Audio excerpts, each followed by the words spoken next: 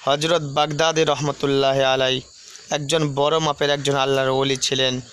তিনার একজন খাদেম 10 বছর খেদমত করার পরে জিজ্ঞাসা করছেন, হজরত আপনার কাছে 10 বছর হয়েছে খেদমতে, তবে এরকম কোনো দিন আজ পর্যন্ত হয়নি যেদিন আপনার মাধ্যমে একটি কেরামতি আমি দেখতে পারলাম।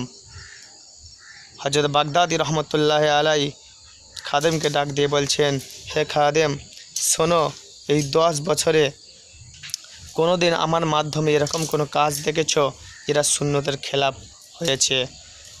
খাদেম বলছেন, হজরত এরকম কোনো কাজ তো দেখিনি।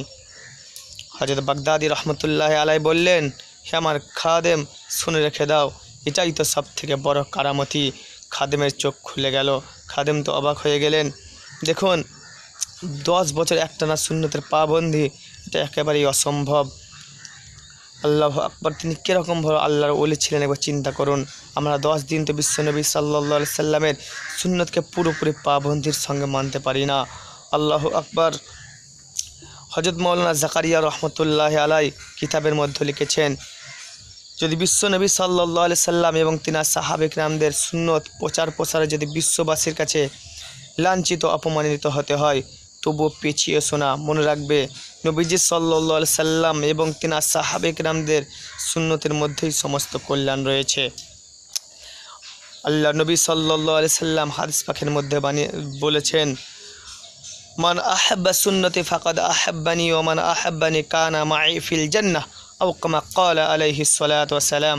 আল্লাহ নবী সাল্লাল্লাহু আলাইহি সাল্লাম বলছেন, যে ব্যক্তি আমার সুন্নতকে মহব্বত করলো সেজন্য আমি নবীকে মহব্বত করলো, আর যে আমি নবীকে মহব্বত করবে সে আমার সঙ্গে জান্নাতে প্রবেশ করবে।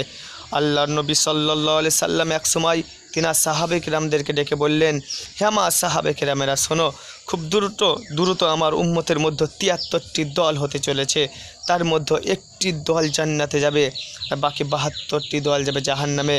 সাহাবে কিরাম আরজ করিলেন, মান হিয়া ইয়া রাসূলুল্লাহ, হে আল্লাহর নবী আমাদের বলুন সুসংবাদ প্রাপ্ত জান্নাতি দল কোনটি, কোন দলটি জান্নাতে প্রবেশ করবে? আল্লাহ নবী সাল্লাল্লাহু আলাইহি সাল্লাম জানিয়ে দিলেন, হে আমার সাহাবে কিরামেরা শোনো, মা আনা আলাইহি ওয়া সাহাবি, যারা আমি নবী এবং আমার সাহাবে কিরামদের পথে চলবে তারাই হলো সেই দলটি জান্নাতি দল। আল্লাহু আকবার। আল্লাহ নবী সাল্লাল্লাহু আলাইহি সাল্লাম এবং তিনার সাহাবে কিরামদের সুন্নত মোতাবেক চলার তৌফিক দান করুন আল্লাহ রাব্বুল আলামিন আমাদের সকলকে বলে আল্লাহুম্মা আমিন।